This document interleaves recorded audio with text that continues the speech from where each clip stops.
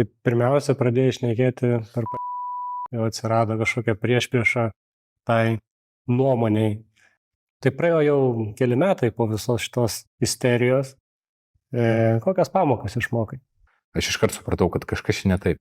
Ir aš tada dargi buvau visiškai sisteminis, galima sakyti. Bet vat ką supratau apie save, kad ta intuicija buvo, nes tiesiog per daug buvo logikos klaidų, kad tuo patikėt. Tai vat tas panašiai ir buvo, kai aš pamačiau, kad faktai prasilenkia su absoliučiai bet kokia logika.